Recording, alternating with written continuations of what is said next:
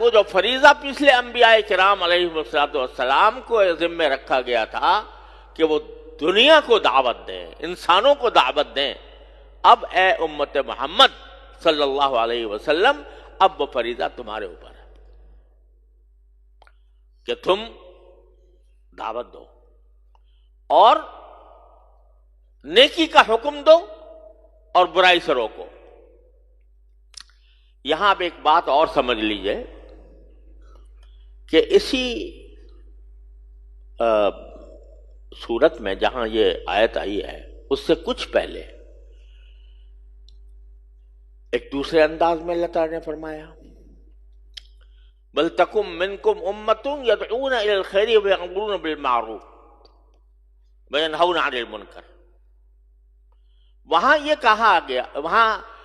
ساری امت کو نہیں کہا گیا، ساری امت کو نہیں کہا گیا، بلکہ فرمایا کہ تم میں سے کچھ لوگ ایسے ہونے چاہیے جو لوگوں کو اچھائی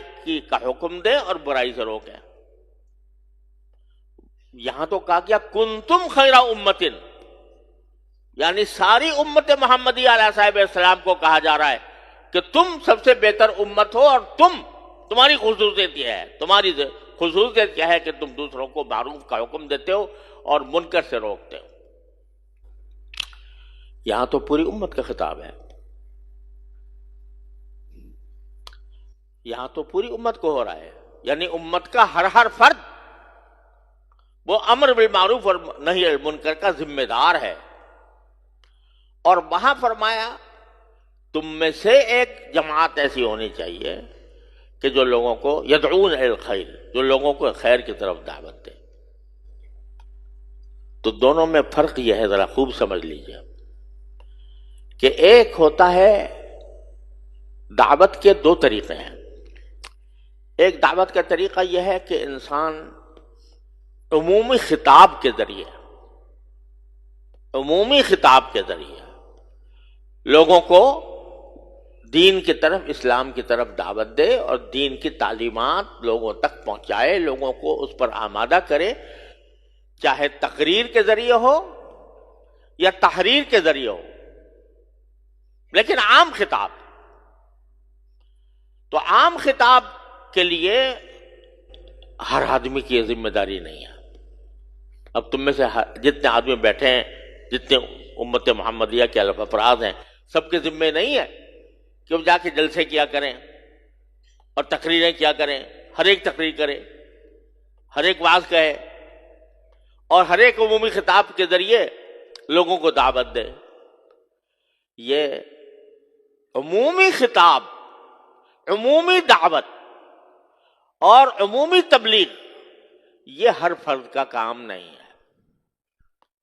اس لیے وہاں فرمایا بل تکم منکم، تم میں سے ایک جماعت ہونی چاہیے۔ وہ کیسے لوگ ہوں گے؟ جن کے پاس علم ہوگا، کیونکہ اگر ہر انسان کھڑا ہو جائے بات کہنے کے لیے اور کہے کہ جی میں یہ بات کہتا ہوں، اب اس کے پاس علم تو پورا ہے نہیں اور وہ حلال و حرام کے مسائل کو پوری طرح جانتا نہیں،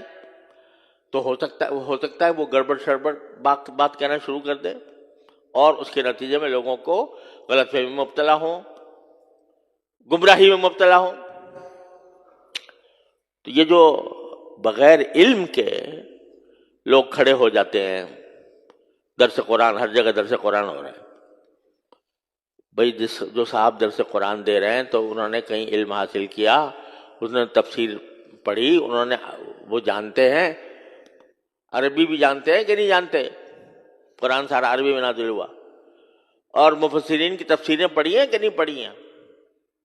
تو یہ درس قرآن یا درس حدیث یا عمومی خطاب، بعض نصیحت، عمومی نصیحت، یہ ہر ایک کا کام نہیں۔ تو وہاں یہ فرمایا بل تکم منکم، تم میں سے کچھ لوگ ہونے چاہیے، امت یدعون الی الخیر، جو خیر کی طرف لوگوں کو دعوت دیں عمومی خطاب کے ذریعے۔ یہ کام ہر ایک کا نہیں ہے، بلکہ ایک جماعت ہونی چاہیے اہل علم کی، اہل تقوی کی، جو لوگوں کو عمومی دعوت دیں لیکن دوسرا کام ہے دعوت عمومی کے بجائے انفرادی دعوت. انفرادی دعوت کے معنی یہ ہے کہ بھئی میرا جو حلقہ اثر ہے اس حلقہ اثر میں اپنے سے جو قریب لوگ ہیں ان کو آمادہ کروں کہ بھئی نماز پڑھا کرو، روزہ رکھا کرو، علم حاصل کر لو، اتنا علم حاصل کر لو جس سے تمہیں حلال حرام کا پتہ چل جائے، یہ دعوت دوں. یا اگر کسی میں برائی ہوتا دیکھ رہا ہوں کہ یہ برائی کا کام کر رہا ہے، ناجائز گناہ کر رہا ہے، تو اس کو بتاؤں کہ بھائی یہ گناہ کا کام ہے، آپ اس سے باز رہیں، یہ رسول کریم صلی اللہ علیہ وسلم کی تعلیم کے خلاف ہے، یہ جنت کا راستہ نہیں ہے، یہ دوزخ کا راستہ ہے. اس کو انفرادی طور پر سمجھانا، امتحانی طور پر اس سے برائی سے روکنا، اور اگر طاقت ہو تو قوت سے روکنا. یہ کام جو ہے یہ صرف کسی جماعت کا نہیں ہے، کسی ایک جماعت کا نہیں. یہ سمجھو کہ بھئی علماء کا کام ہے وہی کریں گے، یا تبلیغی جماعت ہے وہی کرے گی. نہیں، یہ ہر فرد کا کام ہے کہ اگر وہ کسی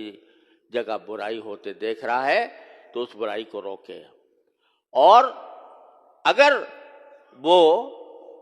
دیکھتا ہے کہ لوگ دین پر عمل نہیں کر رہے تو ان کو دین کا پیغام پہنچائے کہ بھئی دین کا حکم یہ ہے. اور اس کے بارے میں نبی کریم سرور عالم صلی اللہ علیہ وسلم نے ارشاد فرمایا اسی دعوت کے بارے میں، انفرادی دعوت،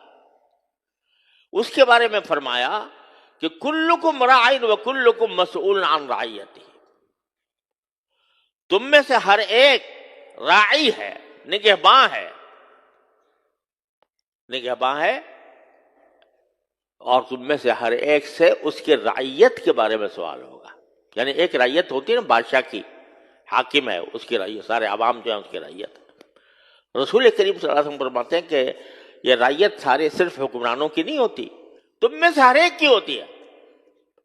کیا معنی؟ کہ مثلا جو امام ہے، یعنی جو حکمراں ہے، اس حکمراں کی جو اقتدار ہے وہ پورے ملک پر ہے، لہذا اس سے پورے ملک کے بارے میں سوال ہوگا. اس کا کام ہے کہ اگر کوئی برائی پیدا ہو رہی ہے معاشرے میں تو اس کو قوت سے روکے، قانون کے زور سے روکے، اپنی سیاسی طاقت کے ذریعے روکے، اور اگر نہیں روکتا تو آخرت میں اس سے باز پرس ہوگی کہ تمہارے دور اقتدار میں یہ خرابیاں ہو رہی تھیں، تم نے کیوں نہیں روکا.